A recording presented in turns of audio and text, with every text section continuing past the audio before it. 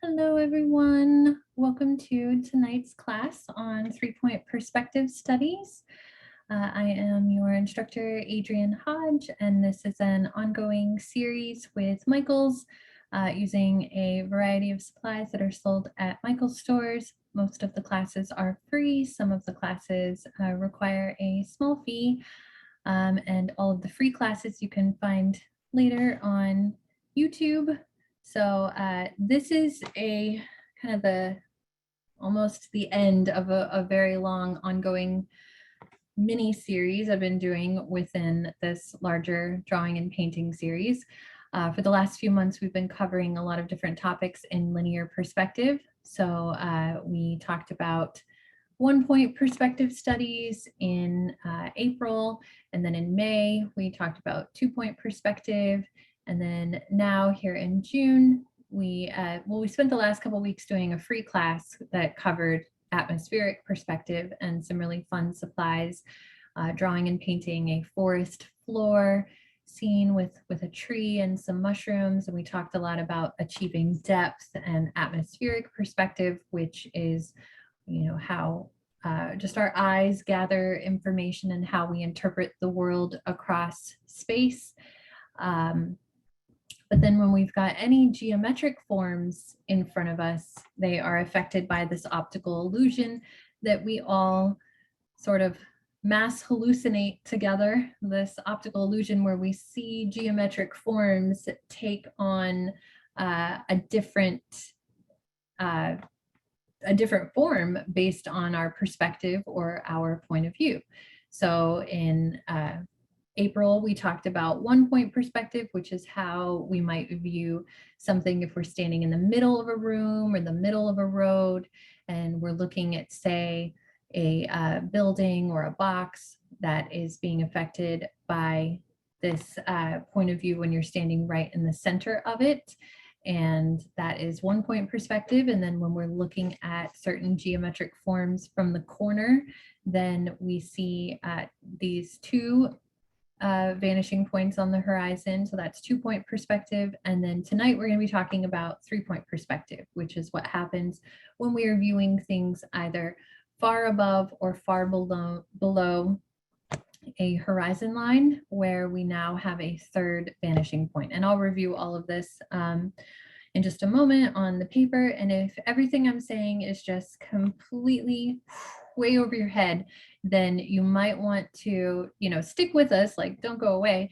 But you might want to, after tonight's class, go back and check out the original time where I visited this subject, and that was the intro to linear perspective from about a year and a half back. And we did several very introduction based classes to linear perspective. Back then it was the fall of 2021, and Chanel, our moderator, can drop the link to that basic intro to linear perspective class in the chat for you, or if you're watching this later on YouTube, you can just search intro to linear perspective or basic linear perspective, and you can search Artist Loft. That will probably help you find it a lot faster, since back then we were only using the Artist Loft supplies sold at Michaels. And yes, we are going to be drawing in tonight's class. So I'm going to switch to my tabletop view here, and we will go over supplies, and then we'll get started. And the photos that we are using for tonight were included in the supply list. But before I do that, what I wanted to get to was a little preview, little commercial for the premium class that's happening next Wednesday. Since this is a subject that I never would have visited before doing this little mini series on linear perspective. So because I want to make sure that I'm scaffolding and I'm giving you the skills to be able to do the project. So if I were to throw something like this at you, what we're doing next week, and I hadn't, done anything more than that basic linear perspective, then you might be a little confused and you might have a hard time doing something like this. So we're going to be drawing a camera from a few different angles, from a few different perspectives next week in the premium class, and we're going to warm up with some blind contour sketches of it, but we're going to kind of cheat and we're going to look at our paper a little bit, but we're going to try to achieve 1 point and 2 point perspective specifically, and honestly a little bit of 3 point perspective with these sketches of the camera. That was one of my very blind contour sketches there. And then we're going to draw the camera in some more depth using the Tombow brush tip pens, or any brush tip pen that you have. And the Tombow brush tip pens are sold at Michael's, and then we'll do one in graphite. So we'll see how far we get in an hour, but those premium classes tend to be a little more slowed down, less, you know, interruptions happening in the chat than the free classes. So make sure you sign up for that one if you really want to put all of these linear perspective skills that we've been covering into some really thoughtful practice next week. Okay, so I'm going to switch to my tabletop view and go over supplies. So I am going to be using this Faber-Castell set of 6 pencils, and it goes from HB to 8B. But you can use any pencil. You could even use a mechanical pencil for this. And I do recommend that you use, if you've got this particular set, that you use the HB or the B, like the lighter pencil that's in this set, or maybe even an, you know, like a 2H or a 4H if you have it from a different set. And that is so you can erase your lines as we go along. But I'm going to be using a heavier pencil just so that my lines show up on the screen. I'm also going to be using a synthetic eraser like this Faber-Castell dust-free eraser. I've got a Faber-Castell sharpener here, and then I've got the Canson Drawing Pad.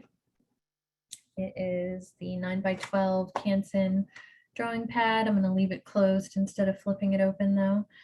I've got this Westcott ruler that I got at Michael's. It's got a fun little ridge there that I can grab onto, and that is pretty much it. And then the photos that I included for this entire series, back as far as April, I included all of this set of photographs showing different downtown buildings in Austin, Texas, using a variety of perspectives. So tonight we're going to be focusing on the 3-point perspective images, but we have already spent some time looking at the 2-point perspective images and the 1-point perspective images that were included in this set of images. And tonight we're focusing on the 3-point, and then we will be done with this set of photographs, but you're always welcome to use them. Any photos that I use are, you know, considered open source for you to use. Don't forget to tag your work with those hashtags, Make It With Michaels or Michaels Classes. You can follow me on Instagram at Adrienne Hodge Art, and Chanel can drop my link tree in the chat as well for you, and you can sign up for private lessons if you're interested. I'm back to freelancing now. I don't have a day job at the moment specifically, other than teaching at 3 different places and doing my own art and being a mom. But technically I don't have a day job, so I am available for private lessons. Here's some of my artwork on my business cards if you're interested in checking that out. I'm also on Facebook, Adrienne Hodge Fine Art. Okay, so I included those photographs, and hopefully you have them printed out. If you don't have them printed out, then this first step of what we're doing tonight might be a tiny bit tricky, but we can definitely make it work if you don't have it printed out and you've just got it on your phone, or on a device. What I want to do is take the little printout, and I'm going to use this one as an example here. You can cut the extra paper that you need, that you don't need, or maybe fold it.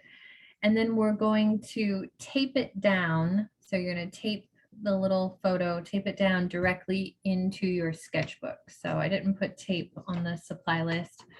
If you don't have tape or you don't have it printed out, I've seen people just take their phone and just put it directly on the paper and do this. It might be a little tricky if the image, you know, moves around when you touch it, but it's workable to do it that way. once you have it taped down in the little corners here, or like I have this example already taped down, I'm going to actually use this one as an example for two reasons. One, because I already drew on top of this one, so it'd be redundant to draw on top of it again. But the other reason is that I want to talk about the difference between this photo in 3-point perspective and this photo that is 3-point perspective. But I'm curious, for those of you who are really paying attention, could somebody tell me what the difference is between this photo and this photo that I included tonight? I'm just curious. If you can't tell what it is, then I'll tell you. I'm going to watch the chat and see if anybody can see. So this one or that one, what's the difference there? What's happening in this one? What are we looking at here that we're not looking at in the other photo?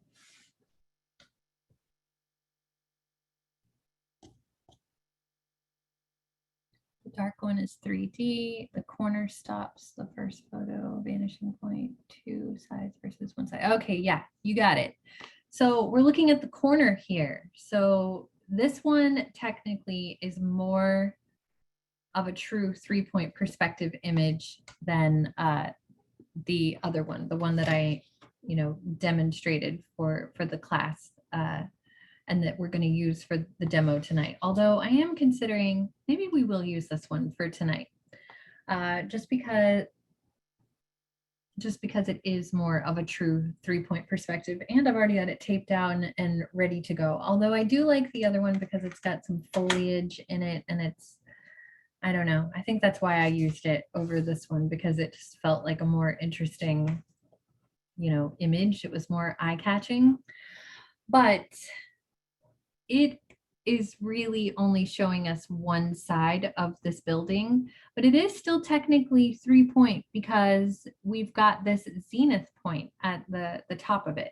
And even though we can't see the other 2 vanishing points on the horizon line, this is still a 3-point perspective because we've got what we call worm's eye view happening here. So the other way of viewing something in 3-point perspective would be what we call bird's eye point of view. And that is where you are, obviously very far above, like a bird above the horizon line. And then worm's eye is where we're very far below the horizon line.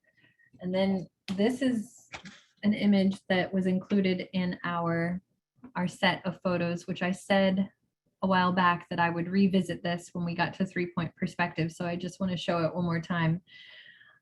This is very confusing because it is 3-point perspective. We've got our 3 vanishing points. This is bird's eye because we're looking down at it from far above. I took this photo from a 21st floor window.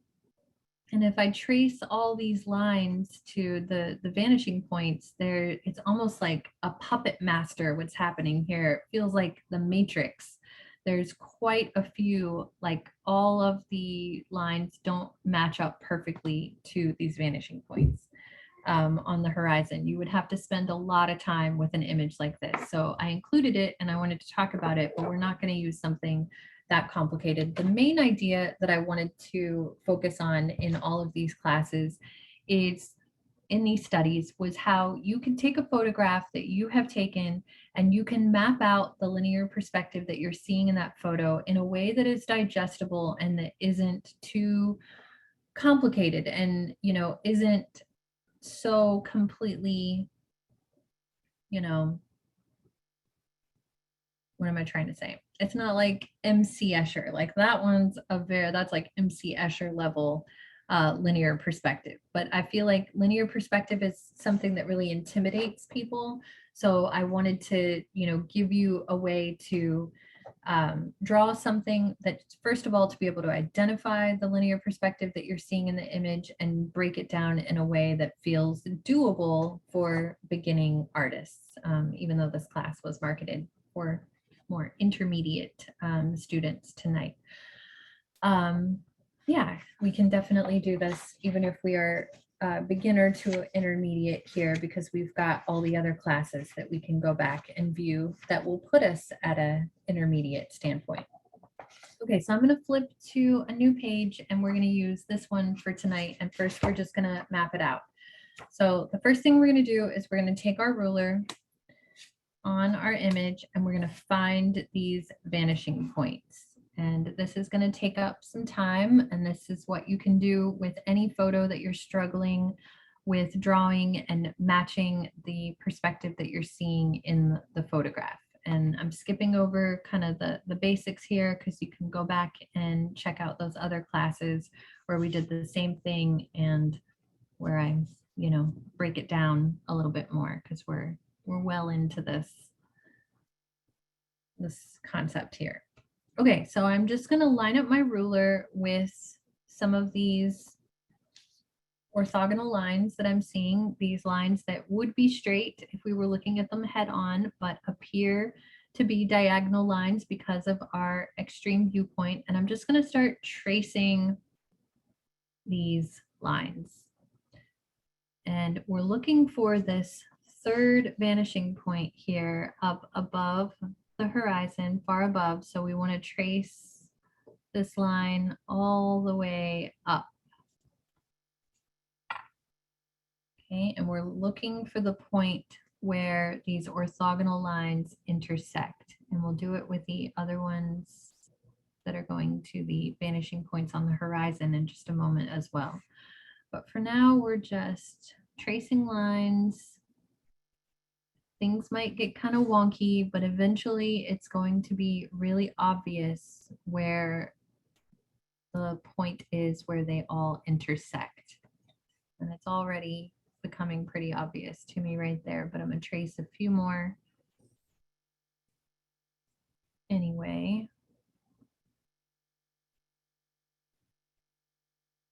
So you should be doing this on your photo if you're using this photo or a different photo right now. And then we should be able to see this point where these lines intersect. And that is our zenith point. My eye got away from me there. Z-E-N-I-T-H, zenith point. Okay, so let's find our other vanishing points. So that's going to be these lines that would be horizontal. We just focused on the lines that would be vertical if we were viewing them head on, but have now become orthogonal lines. And this building, by the way, it's good that we're using this one for the demo because this is the one that we drew this exact same view in 1 and 2 point perspective. And it was just either standing in the center of the alley, or then we were looking at this garage door underneath here. And then this is the third view where I looked up at the building. So this will be a fun one to use. So those vertical lines that would be straight in 1 and 2 point perspective have now become orthogonal lines as well, and they're traveling to that zenith point, but we still have these wily horizontal lines to deal with, or they previously horizontal lines. They technically still are horizontal. They just appear to be diagonal orthogonal lines traveling towards these vanishing points because of our viewpoint. Okay, wow, I'm tracing those and it's not super apparent to me just yet where that vanishing point is over here. They are very skewed. All right, I'm going to try it with the little ridges here, these little ridges that I'm seeing on the side of the building. Maybe that'll make it very apparent quickly.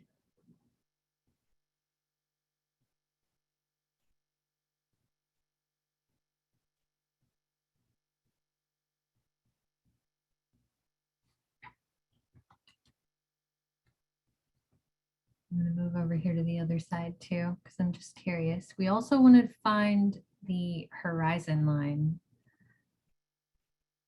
as we're doing this. and tracing the orthogonal lines should help us find the horizon line, because we can see where these two vanishing points on either side line up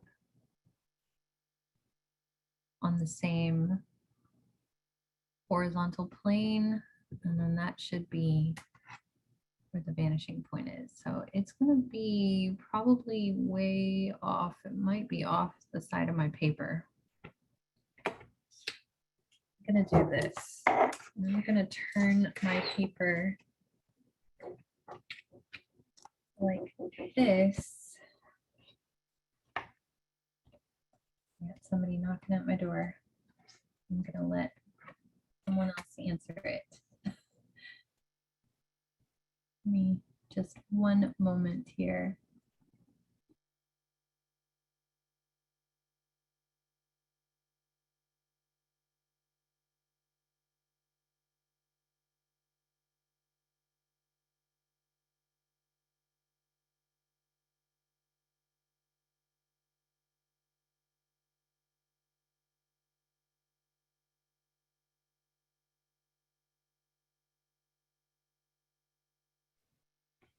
Pardon me. Okay, so it's starting to become apparent to me when I turn it this direction, and I'm using the paper. If it goes off this paper, it might be like slightly over here on the rest of my paper where the horizon line is. And if you are just joining us and you're very lost, then yeah, stick with us. But then if you want to go back and check out this the same class, but in 2-point perspective and 1-point perspective, we approached it the same exact way. It's just now we're dealing with a more complicated perspective here. Okay, it's starting to be illuminated. I'm also starting to realize why using that other photo for the demo tonight was maybe the smarter move for an hour-long class. Maybe after I map this one out, we'll still go back and draw the other one for tonight. But I just want to at least have shown you how to locate the vanishing points on a more complicated image like this. Okay, so what I did was I put it on my sketchbook paper with more extra paper over here. So I'm running out of paper space. And if yours is the same way, you can just get a bigger piece of paper, or you can also get a piece of tape and run a piece of tape along the where you think the horizon line might be, and then you can get it, to go all the way across the table if you need to. Back when I taught high school, I've already told this story before. I think in the 2-point perspective class, I talked about how I had a student once who had a photo where the perspective was so extremely skewed that we had to get a piece of tape and run it down the entire length of the table to be able to find those two vanishing points. And the student was kind of embarrassed by the fact that we would have to do that to find the vanishing points. And she was like, we don't have to run it along the table that far. And I was like, no, we're doing it. We're doing that because I wanted to be able to properly map the whole thing. So this one's definitely a tricky one. And I'll be honest, this is the first time I'm mapping this one out. Okay, so we're going to go back to the other photo because I think we're going to be able to draw the other one, get a little further in the hour here. Plus we're already 25 minutes in. But I found this vanishing point. Let me move it on the camera so it's a little more obvious. I found it and it's way over here. And it's way over here for a couple of, well, for one reason. And that is human beings have very limited eyesight. We we were evolved to be hunters. And if you think about any animals who are hunters versus animals that are prey, So this is one of our vanishing points. So think about birds of prey and birds that are predator birds. We are predators. We evolved as predators. And like a hawk or an owl, we have eyes in front. But then when you look at birds of prey or animals that are vegetarian, herbivores who are not predators, they have eyes on the sides of their heads, so they can see in a lot of different directions, and they evolved to be able to escape the predators, right? So we have limited eyesight for a reason in the, just in nature, in our place in nature. And because of that, we can only focus on one thing at a time in our visual plane. And then, so we're not going to be able, when we're looking at something like this in 3-point perspective, a view like this, those vanishing points are resting on the horizon line, which is our eye line. And since our eye line is so far, below what we're looking at, these vanishing points are way off in our periphery. We can't focus on all of these points at once. So if my focal point is up here, then the other vanishing points are likely to be really far away. So that's why they're off the page in this direction. And I'm willing to bet it would take a while to map this other one. But if I line up my ruler, I'm going to start to see some intersecting lines happening over here with vanishing point 1. But both of them are really far out of my periphery vision. And I am so sorry for the other interruption, but I need to get my charger for my computer because it is about to die, and then I will disappear. So give me one moment while I do that. Are there any questions about what I've covered that I can answer while I'm plugging in my charger? Chanel, are you seeing anything jumping out at you? Not so far, but I'll wait and see if anybody asks one while we're sitting here.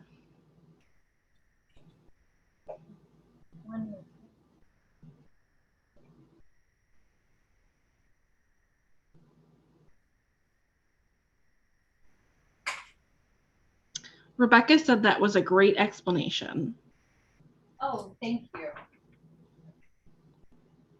I have definitely honed over the years a way to explain it that I think illuminates it very easily, because I know it was something that,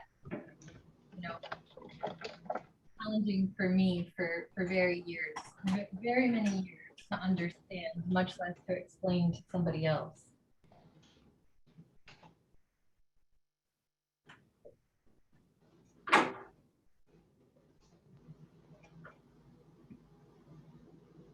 I actually spoke to another artist at an art gallery once who had a show.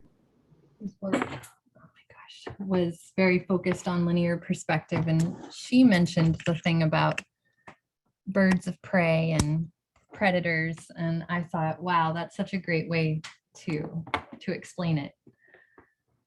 Our limited viewpoints. I'm almost there. My charger broke as I was dragging it across the floor.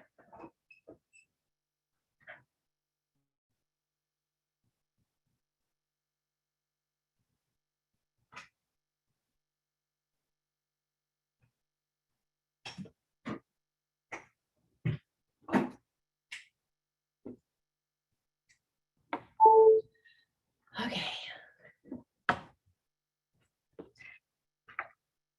So back to this other image, because I think I'll just get a lot farther with it. Put that one back on the screen.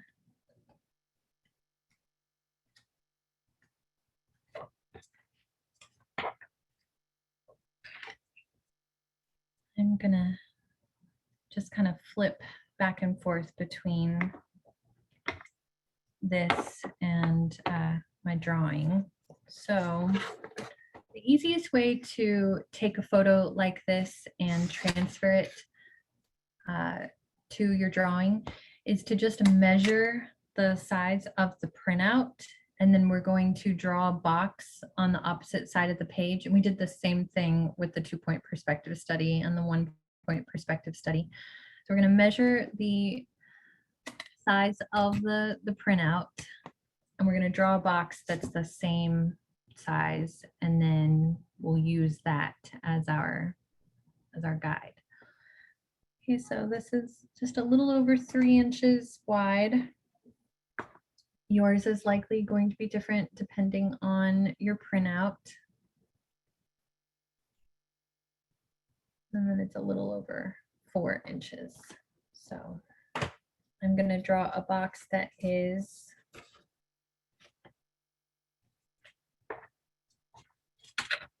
a little over 3 by 4. Now I'll just switch back and forth right on top of this one. Actually, I'm like, since I put my paper right on top of it, I can just do a little trace of that box shape, and then I got it perfectly. And the reason for that is, so I've been teaching drawing, linear perspective drawing like this to all ages, but primarily adults for the last 13 years or so. And one question that I feel like always comes up when it comes to 3-point perspective is, how do you know where to draw the zenith point on your paper? Because when it comes to 1 and 2-point perspective, you can, it just for some reason seems more obvious to people how to find where those vanishing points will be, or they start to draw the form first and then find the vanishing points. And I say through observation, look at where it is in relationship to the building in your photograph. If it's off the page, then you can, kind of measure with your eyes the distance from, the top of the page to where that zenith point was. And again, you could use a piece of tape if it was, off of the page. But with this photo, it's in the photograph. So if we draw a box that is the same size as the photograph box, then we can just place it directly there in our drawing where we're seeing it in the photograph. So I'm just going to make my lines a little darker too, so they're showing up on the zoom. So I could use my ruler, and I could even measure where from the edge of the photograph does the vanishing or that zenith point fall. And it's about not quite half an inch. And then it's pretty much right in the middle of the image as well. So it doesn't have to be perfect. It can be approximate here. We're not, like I said, we're not trying to be MC Escher. We're just trying to get a handle on some complicated linear perspective here and get it to happen in our drawing in a way that's not too overwhelming, right? And we're maybe going to make some edits as we go. We're going to simplify it as much as we can here. Okay, so now how do I know where to draw the lines for the edge of the building? Well, again, I can look at the photograph and I can measure either an approximate measurement with my eyes. It doesn't have to be exact. Or I can take my ruler and I can measure where is the edge of the building and the corner of the page, the corner of the photograph. And it's about 1 centimeter right there. And since I drew the box to be the same size as what I'm seeing in the photograph, I can just go over from my bottom corner there and draw another little tick mark. And then I just need to start to connect these dots to draw my building. And then the other, I could do that for each and every one of these lines, honestly. But when I drew this before, I didn't get that exact. The way that I did it was I honestly just I eyeballed it quite a bit, which is something that I do a lot. And I just went through and I just went about 1/4 of an inch all the way across the page. And I did a tick mark at about 1/4 of an inch across. And that way I just didn't get too hung up on, you know, the exact measurements that I was seeing here, because I wanted to leave some time to be able to like sketch the foliage and some of the more fun stuff in this image as well, and also talk about editing for artistic choices in that regard. So we're going to do the same thing here. We're going to take our ruler and just make a little tick mark at every 1/4 of an inch. And if you want to get more exact with your measurements, you go right ahead, but this is how I'm going to do it. Okay, and then before I start drawing the building, I'm going to go ahead and put some of this the trees in there, the foliage, because there's a lot of the building that I can't see. And I was actually sharing some of these images, and I taught a summer camp for kids at the beginning of the summer a few weeks ago. And I let one of the kids in this summer camp use this particular photograph, and she was so confused about where to draw these lines over here. And I realized I had written at the bottom of the page on this in my sketchbook when I planned this class a few months ago, it's none of our business what's happening behind that tree, because how are you going to know what's happening on that building as far as the linear perspective if you can't see it? You know, it's really hard to draw things that are complicated from our imagination.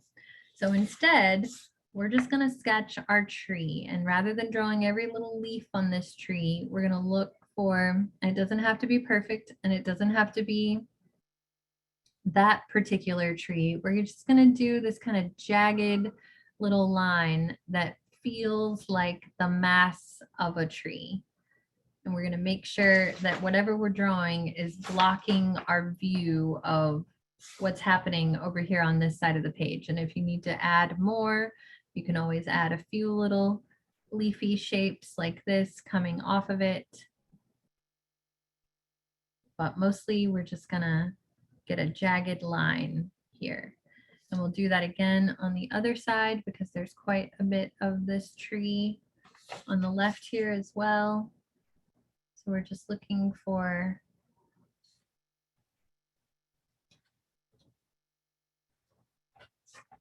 trying to figure out how to get the photo on the screen at the same time, and I think it's just impossible, but you guys all have the photograph. So here's what I'm going to do. I'm going to just pull this out, my sketchbook.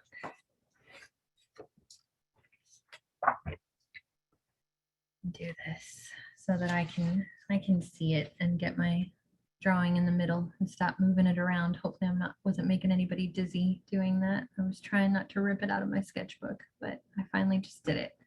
Okay, so we're putting these little jagged lines in there for the whole mass of the tree. I've had classes that talk about tree drawings where I break it down like, you know, why would you draw every individual leaf if you can't see every individual leaf? You know, look for the mass of the shape of the tree. Okay, and now we can start to connect these lines, but keep in mind that some of these lines up here at the top that are going to the zenith point are not actually connected to our building. So we're going to draw kind of light at first. And I'm just lining up my zenith point with all of these little tick marks that I drew at the bottom here.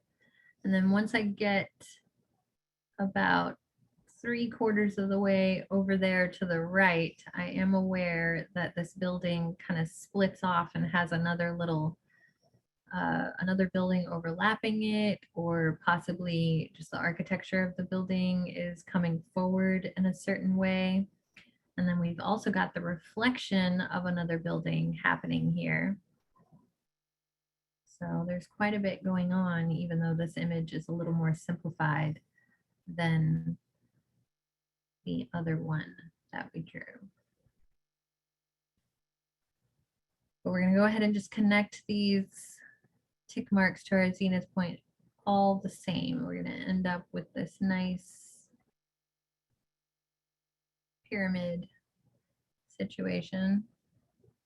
And we'll just go ahead and keep going with it all the way over here until we start to go into the tree a little bit. We're just going to keep radiating out, even though quite a bit is happening out of our view.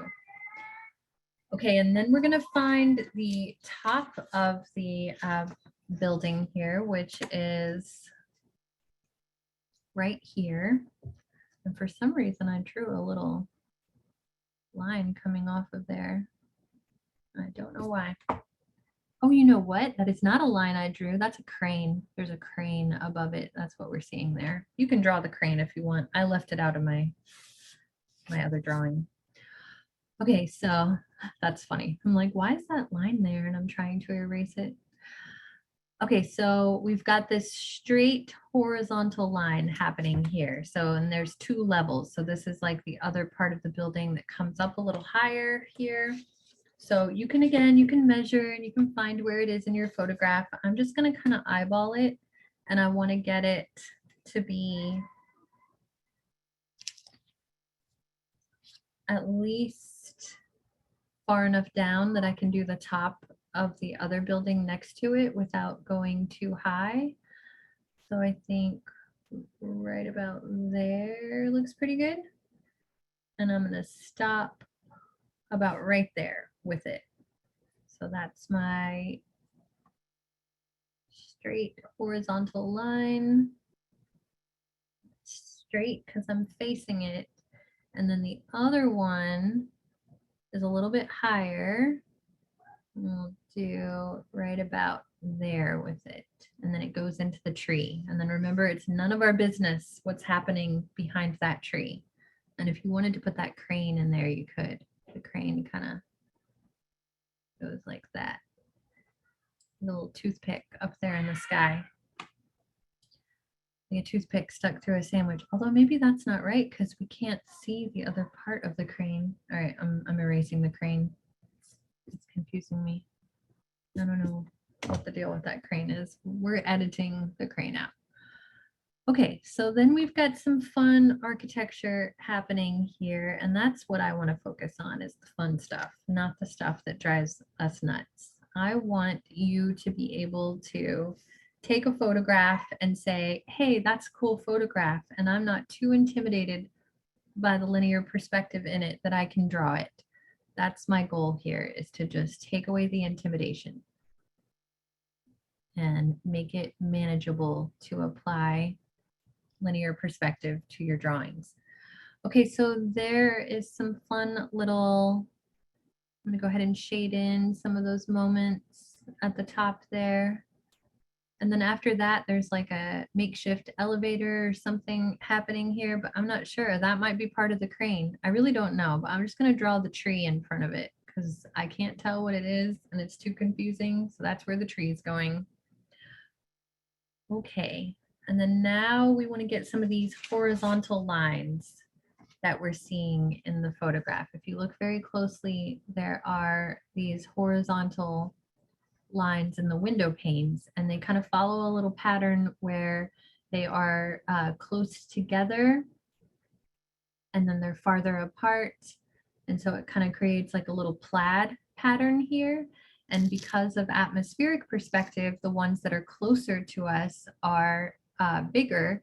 And as they get farther away from us, as they go up towards that zenith point, they get kind of closer together. So again, you could take out your ruler, you could measure these distances, you could be really exact with it. But what I'm going to do is I'm going to just start at the bottom and I'm going to make them a little bigger and more spaced out. So I'll just do a double horizontal line, and I'm going to get to that little overlap that's happening of that other, where the building comes forward in just a minute. But for now, I'm just going to draw these horizontal lines in here.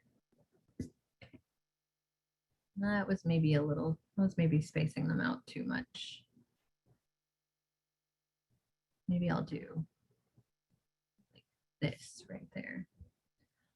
Okay, and then as I go up, I'm going to start to put them closer and closer together. My kids and my partner are having way too much fun upstairs right now. I hope y'all can't hear them.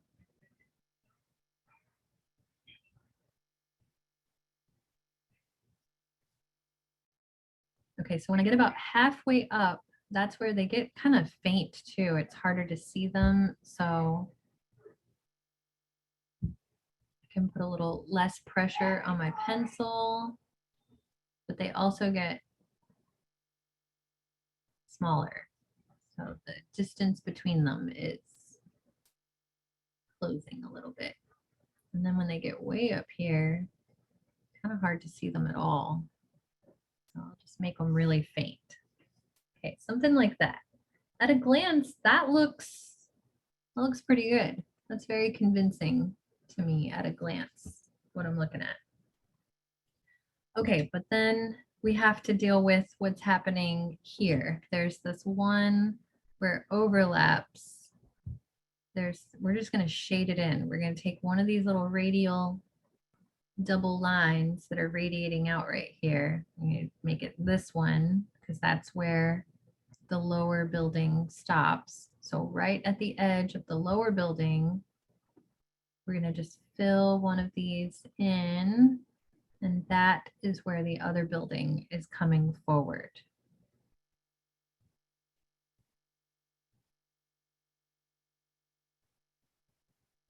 So we're shading that in with the side of our pencil.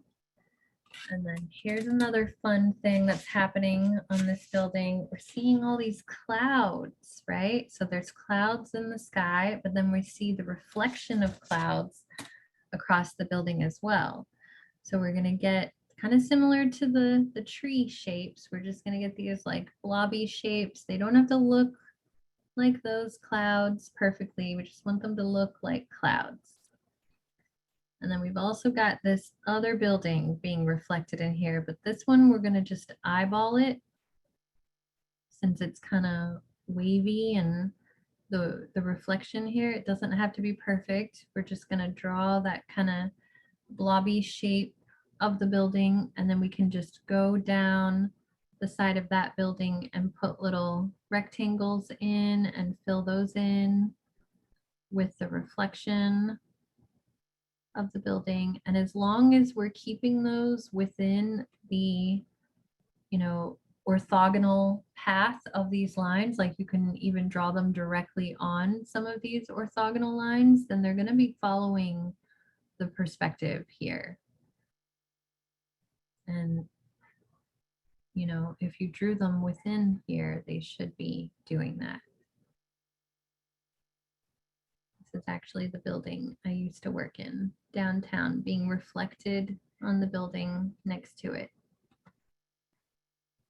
Went for a walk on my lunch break one day a few months back when I worked for the Meta Open Arts program in downtown Austin and gathered all of these images in that one lunch break for all of these months of Michael's linear perspective classes.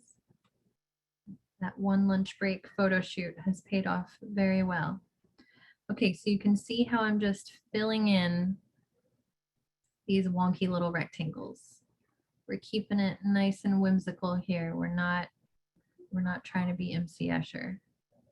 Unless you want to be, then you can slow down and you can measure and you can be more precise and exact, but I'm just getting it done.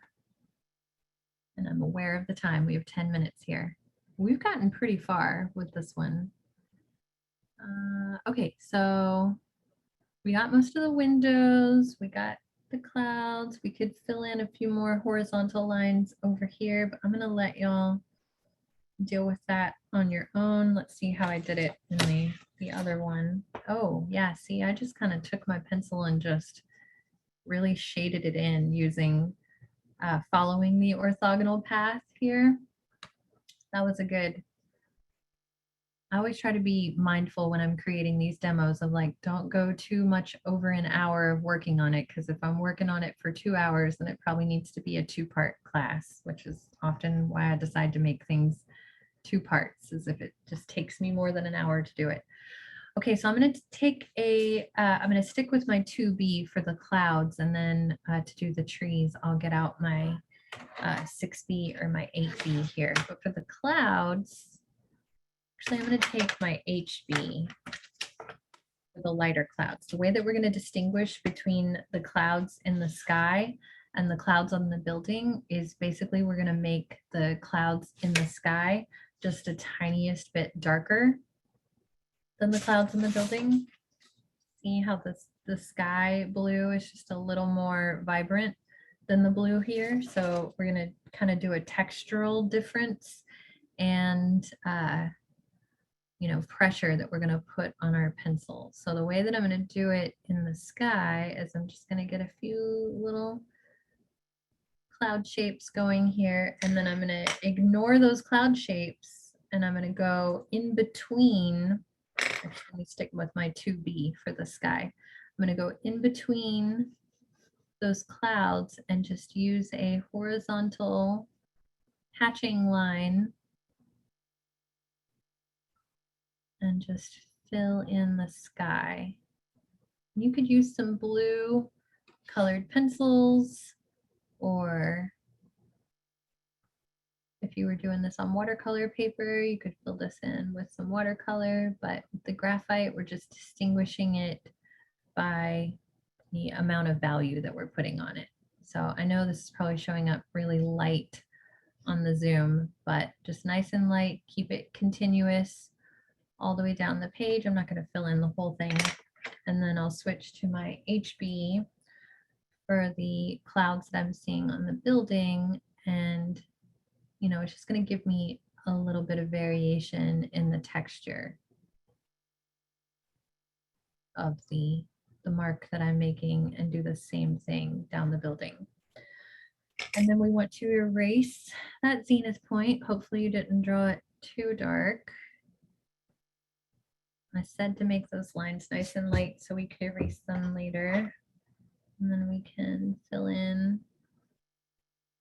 back with the 2B to get the sky. Okay, and then these trees. I'm going to take my 8B, which is my darkest pencil in this set, and I'm going to just fill it in nice and dark, but I'm going to leave a few little keyhole places for where it's like the sky is peeking through, or maybe the clouds. I'll do the same thing on both sides. And then I'll just get on the side of my pencil and fill that in nice and solid. And we'll get it really dark so we get this contrast to happen between the trees and the building. And then you can put a few of these little individual leaves that stick out. That'll really make it pop and feel more real to have a few of these leaves sticking out. You could even draw the little branches connecting them if you want to get real specific there. And notice how some of the leaves are smaller, so make them kind of small, etc.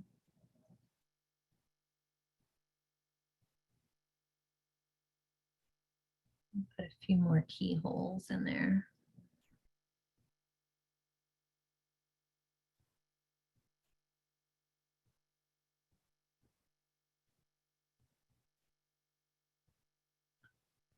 All right, so I'm going to switch back to my other drawing just to be like a cooking show here. So once you've taken the time to fill all of those in, you should have some really nice contrast that pops here. And then yeah, for the other part of this building, I just took the side of my pencil and just stayed within the orthogonal path of those lines that we drew, and just kind of gave it some stripes down the side.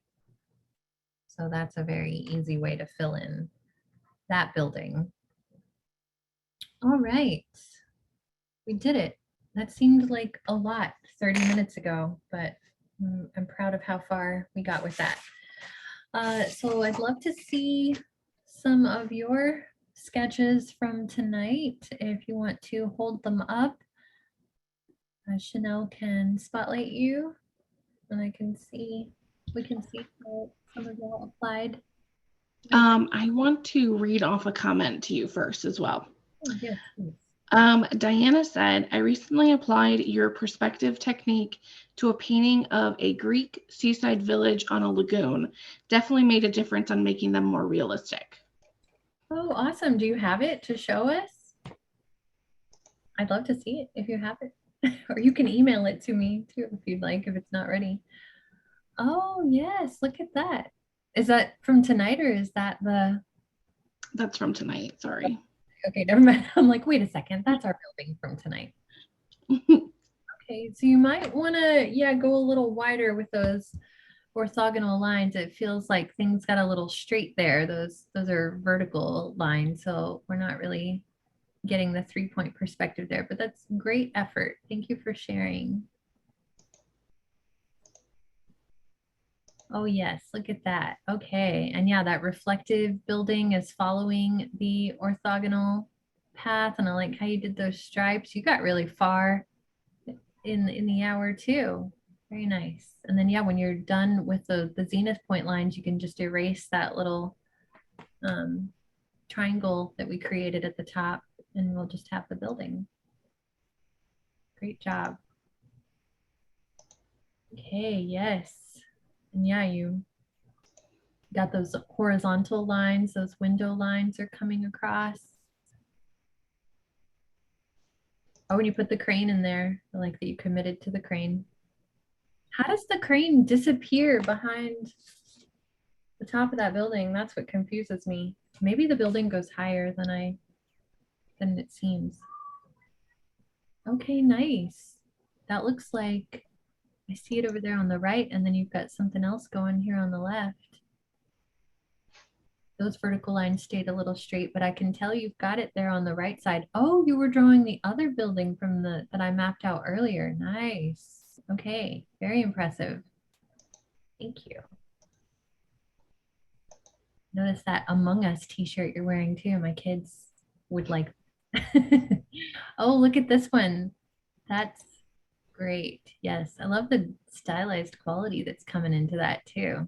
It feels, with all the dark clouds, it feels ominous, like a storm. Oh, that's a really lovely example. Yeah. I love it. I love when I see all these great examples. It's like, okay, I did my job. Ooh, and I love, oh yeah, that's a challenging one. You went for it with the other image. I love to see it. That one was tricky, but that's looking really nice. And the style of your line quality is really lovely too. Thank you. Really great things, y'all. I think we have one more. Jennifer, did you want to show yours as well? You can't unmute. I'm sorry. I know it's always tricky communicating on mute. Oh yeah, your background is, when you've got the fuzzy background, it does that. You turn off your blurred background, then it should be able to. That blurred background definitely does its job because it won't let you see anything other than the person. Right. All right. Well, if you didn't get a chance to share and you'd like to share, feel free to send them to me in a direct message on Instagram. People do that sometimes and I love it. Or you can email them to me. My email is connected to all the places you can find me online. I'm pretty easy to contact. And yeah, next week, hopefully I'll see a bunch of y'all in the premium class because I'm excited to draw these cameras with you. And I included the photographs of the camera. So everything that you need for this class is there except for supplies. And we'll be working off of those reference photos that I provided of the camera. And same idea, we're not looking for perfection, but we're just getting, you know, 1 or 2 or 3-point perspective to come across in the view of the viewer's viewpoint when we're looking at those cameras. So I basically just took a picture of the camera from where my eye line was above, below, to the side, straight on, but at an angle. So I got 1, 2, and 3-point perspective to happen with the camera. Thank you all so much, and hope to see you soon in another class. Have a great night.